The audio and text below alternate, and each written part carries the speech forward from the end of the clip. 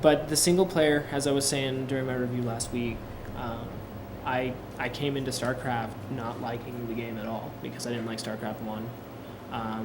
Which boggles my mind. But. Yeah, it boggles everybody. It's weird. Because, I don't know, just like I said before the show, like more Command and Conquer. I like the Age of Empires thing. I just didn't. I don't know.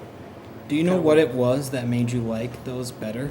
You know, I think it's because I like the history behind the Age of Empires. Like, you could go into each of the... That is actual human history? Yeah, exactly. And I think I enjoyed that. It pulled me in StarCraft. More. But, see... This happened, didn't you? Now, see, this is where I want to tie it in pretty much, is the fact that the StarCraft 1 had no pull, in my opinion. Like, I had no pull to the story, I had nothing. Wow.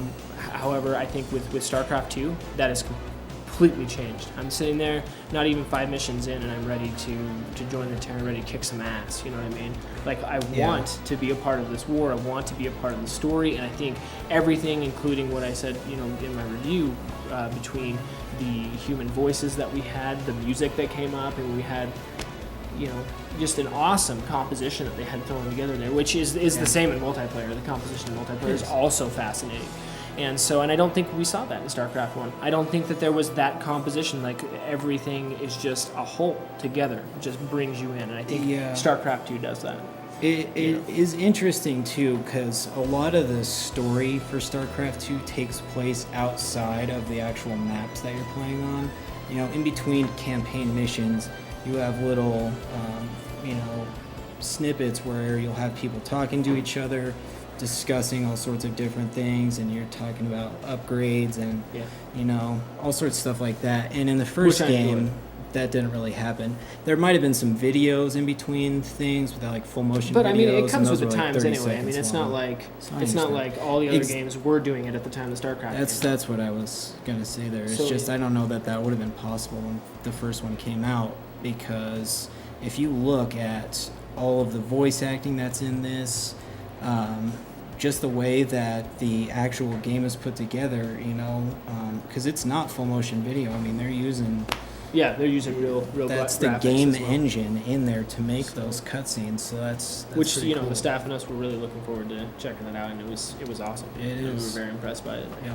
So definitely, and I enjoyed how they put an RPG spin on it as well. We had choices. Yeah. We had upgrades. I mean, I was thinking, this is awesome.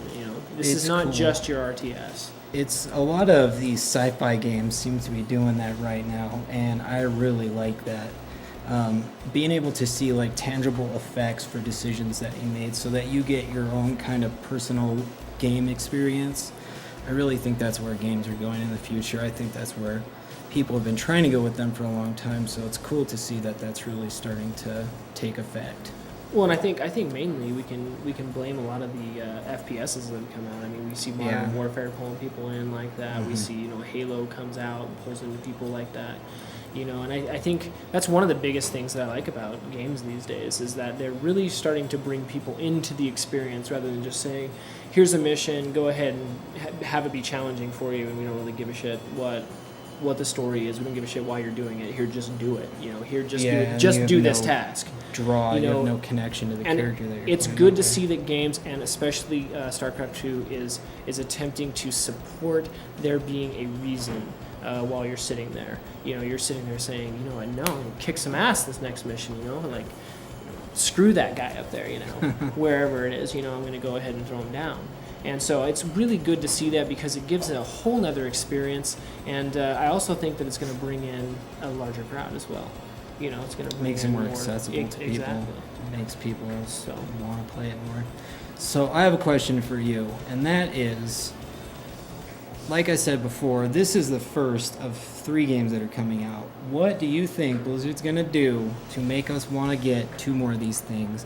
$60 each or whatever they cost, even if they do them as add-ons, what do you want to see out of those? Oh, what do I want to see? I was going to say, what do you think they're going to do? I think they don't really have to do anything. They set out, it's Zerg missions, Blizzard. $130 or whatever price they want to put on it, that people are going to buy it. I would. I would as well. You know what I mean? And so what do I want to see out of it? I mean, I think I want to see more of, and I talked about this in my review, I want to see more of the composition. I want to see him hook that first story in, lead off of that, and make sure that everything is together and can really bring us in. I'm really hoping to see that. And I think it's going to be more difficult without Terran. I think it's going to be more difficult with an alien race. Because how are you going to bring us into feeling for them, you know? And so it'll be interesting to see how they bring us into that experience. And so I'm hoping to see also more units on multiplayer. Me too. I was sad to see. I think that was one of the negatives that I had for it. You know, if I don't see another massive army of Thor units, I'll be happy. They're so cool. Mech things. Yeah, they're great. I like Just my not a billion of them. I like my towns though, and they ruin those quite often. So, but I'm hoping to see more units, and more Hopefully upgrades as well. That's the other thing is I didn't feel like there was very many upgrades in the game. Like that was very. That didn't change much from the second game at all. It worked. So. I mean, you just level up the different things at the little Yeah, building, exactly. and it just tells you, okay, that's upgraded now. It doesn't, you don't get to choose what type of upgrade That's for right. things. And Which they may not do anyway because it might complicate the balance of things, and I'm much more so I care about the balance of the game. If anything, it's tricky to do. In any game, the balance is what matters first. So definitely. But what about you? What are you looking for?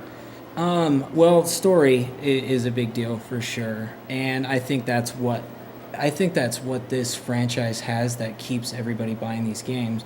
I think that's what got Blizzard 800,000 pre-orders is the story to this game. I mean, there are a lot of other sci-fi franchises out there right now, even other RTS ones, and this one just has something to it.